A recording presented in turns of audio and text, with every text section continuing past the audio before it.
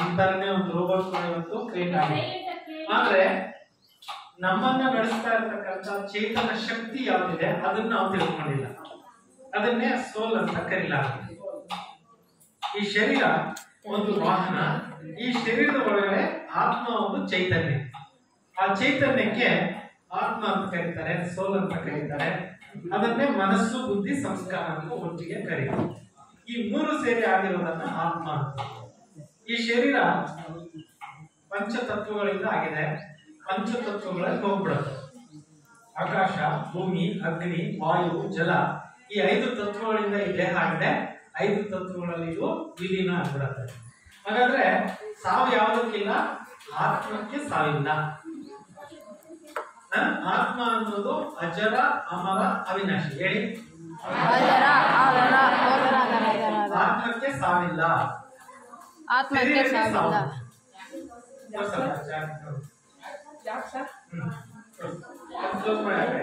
ಯಾಕೆ ಅಂದ್ರೆ ಆತ್ಮ ಒಂದು ಎನರ್ಜಿ. ಎನರ್ಜಿಗೆ ಸಾವಿದೆಯಾ? ಎನರ್ಜಿ ಸಾವೇ ಇಲ್ಲ. ಇಲ್ಲಿ ನೋಡಿ, ಈ ಒಂದು ಶರೀರದಿಂದ ಪ್ರಾಣ ಹೋಗ್ಬಿಟ್ರೆ ಸೀದಾ ಇಲ್ಲಿ ಹೊರಟಾಗುತ್ತೆ. ಇಲ್ಲಿ ಇನ್ನೊಂದು ಜನ್ಮ ಕೊಡೋದು. ಇದಕ್ಕೆ ಸಾವು ಅಂತಾರೆ, ಇದಕ್ಕೆ ಜನ್ಮ ಅಂತಾರೆ. ಸತ್ತೋಗೋದು ಶರೀರ, ಸತ್ತೋಗದೆ ಇರೋದು ಆತ್ಮ. ಅಂದ್ರೆ ಇವಾಗ ನೋಡಿ, ಸಣ್ಣ ಸಣ್ಣ ಮಕ್ಕಳು ಮನೆಯಲ್ಲಿ ಹುಟ್ಟಿದಾಗ ನಮ್ಮ ಅಜ್ಜಿ ಹುಟ್ಟಿದ್ದಾರೆ ಅಂತ ಹೇಳ್ತಾರೆ. ನಮ್ಮ ಪಾಪು ನೋಡ್ಬಿಟ್ಟು ನಮ್ಮ ತಾತ ಹುಟ್ಟಿದ್ದಾರೆ ಅಂತ ಹೇಳ್ತಾರೆ. ಯಾರಿಗೆ ಹೇಳೋದು? ಆತ್ಮಕ್ಕೆ ಹೇಳೋದು. ಅಂದ್ರೆ ಸಾಯ್ದೇ ಇರುವಂತ ಆತ್ಮಕ್ಕೆ ಮಗುವಾಗಿ ಮತ್ತೆ ಹುಟ್ಟಿದೆ ಅಂತ ಹೇಳೋದು.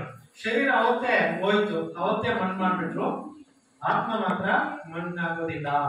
ಆತ್ಮ ಏನಾಗುತ್ತೆ? ಅಜರ, ಅಮರ, ಅವಿನಾಶಿಯಾಗಿ ಶಾಶ್ವತವಾಗಿ ಇರುತ್ತೆ. ಪುನರಪಿ ಮರಣಂ ಪುನರಪಿ ಜನನಂ. ಅಂದ್ರೆ ಹುಟ್ಟಿದವ್ರು ಸಾಯಲೇಬೇಕು, ಸತ್ತವನಿಗೆ ಮತ್ತೆ ಜನ್ಮ ಆಗ್ಲೇಬೇಕು. ಇದು ಭಗವದ್ಗೀತೆಯಲ್ಲಿ ಇದೆ. ಈ ಆತ್ಮ ಹೋಗ್ಬಿಟ್ಟು ಬೇರೆ ಬೇರೆ ಪ್ರಾಣಿ, ಜೀವ ಜಂತುಗಳೆಲ್ಲ ಜನ್ಮ ತಾಳೋದಿಲ್ಲ. ಮನುಷ್ಯನಾತ್ಮ ಹೋಗ್ಬಿಟ್ಟು ಮನುಷ್ಯನಾಗೆ ಜನ್ಮ ತಾಳುತ್ತೆ. ಯಾಕೆಂದ್ರೆ ಮನುಷ್ಯನಲ್ಲಿರುವ ಸಂಸ್ಕಾರಗಳು ಪ್ರಾಣಿಗಳಲ್ಲಿಲ್ಲ. ಪ್ರಾಣಿಗಳಲ್ಲಿರುವ ಸಂಸ್ಕಾರಗಳು ಮನುಷ್ಯನಲ್ಲಿಲ್ಲ. ಅದರಿಂದ ಇದೇ ಬೇರೆ, ಅದೇ ಬೇರೆ. ಈಗ ದೇವರ ಬಗ್ಗೆ ತಿಳ್ಕೊಳ್ಳೋಣ. ದೇವರು ಯಾರು? ಪ್ರತಿಯೊಬ್ಬರು ಕೂಡ ಪೂಜೆ ಮಾಡ್ತಾರೆ. ಹಿಂದೂ ಧರ್ಮದಲ್ಲಿ ಈಶ್ವರ ಅಂತ ಪೂಜೆ ಮಾಡ್ತೀವಿ. ಮುಸಲ್ಮಾನ ಧರ್ಮದಲ್ಲಿ ಅಲ್ಲಾಹ್ ಅಂತ ಧ್ಯಾನ ಮಾಡ್ತಾರೆ. ಸಿಖ್ಖರು ಓಂಕಾರ ನಿರಾಕಾರ ಮಾಡ್ತಾರೆ. ಜೀಸಸ್ ಗಾಡ್ ಇಸ್ ರೈಟ್ ಅಂತ ಕರೀತಾರೆ. ಹೀಗೆ ಪ್ರಪಂಚದಲ್ಲಿ ನಾನಾ ಧರ್ಮಗಳಿದ್ರು ಕೂಡ ದೇವರು ಒಬ್ಬನೇ. ದೇವನೊಬ್ಬ, ನಾಮ ಹಲವು. God is one. Names are many. ಅಂದ್ರೆ ಪ್ರಪಂಚದಲ್ಲಿ ನಾನಾ ಧರ್ಮಗಳಿದ್ರು ಕೂಡ ಪರಮಾತ್ಮ ಒಬ್ಬನೇ. ಹಾಗಾಗಿ ಒಬ್ಬನೇ ಪರಮಾತ್ಮನನ್ನ ಕುರಿತು ನಾವು ಆತ್ಮಚಿಂತನೆಯಲ್ಲಿ ಧ್ಯಾನ ಮಾಡೋದನ್ನ ಯೋಗ ಅಂತ ಹೇಳ್ತಾರೆ. ಅರ್ಥ ಆಯ್ತಾ? ನೀವು ಒಂದು ಮಂತ್ರ ಹೇಳ್ತೀರಾ ಶಾಲೆಯಲ್ಲಿ. ಯಾವ್ದದು? ಗುರು ಬ್ರಹ್ಮ. ಹೇಳಿ ಎಲ್ಲರೂ. ಗುರು ಬ್ರಹ್ಮ ಗುರು ವಿಷ್ಣು ಗುರು ದೇವೋ ಮಹೇಶ್ವರಃ ಗುರು ಸಾಕ್ಷಾತ್ ಪರಬ್ರಹ್ಮ ತಸ್ಮೈ ಶ್ರೀ ಗುರುವೇ ನಮಃ. ಶಾಂತಿ ಶಾಂತಿ. ಅನ್ನದಾತ ಸುಖಿದವ. ಈಗ ನೋಡಿ, ನೀವು ಮಂತ್ರ ಹೇಳಿದ್ರಲ್ಲ, ಅದರ ನಿಜವಾದ ಅರ್ಥ ಇವತ್ತು ತಿಳ್ಕೊಳ್ತೀರಾ. ಇವರು ಗುರು ಬ್ರಹ್ಮ, ಇವರು ಗುರು ವಿಷ್ಣು, ಇವರು ಗುರುದೇವ್. ಸಾಕ್ಷಾತ್ ಪರಬ್ರಹ್ಮನೇ ಪರಮಾತ್ಮ. ಜೀವೋಡಿ ಗಾಡ್ ಅಂತ ಹೇಳ್ತೀವಿ. ಗಾಡ್ ಅಂದ್ರೆ ಏನು? Generator, operator, destroyer. ಹೇಳಿ.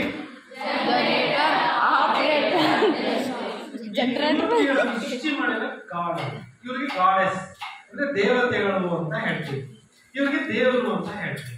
ಇವ್ರಿಗೆ ಪರಮಾತ್ಮ ಅಂತ ಹೇಳ್ತೀವಿ. ಇವ್ರಿಗೆ ತ್ರಿಮೂರ್ತಿಗಳು ಅಂತ ಕರಿತೀವಿ. ಅರ್ಥ ಆಯ್ತಾ?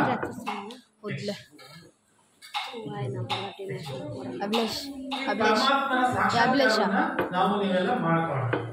ಪರಮಾತ್ಮ ಯಾರು? ಜ್ಞಾನ ಸಾಗರ, ಪ್ರೇಮ ಸಾಗರ, ಆನಂದ ಸಾಗರ, ದಯಾ ಸಾಗರ,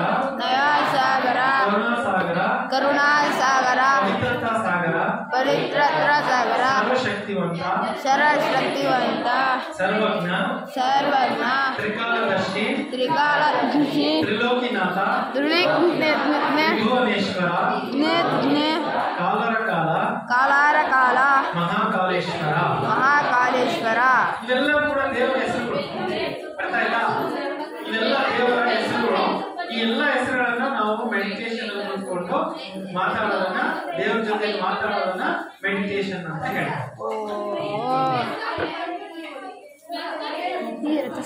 ಓದಿಲ್ಲ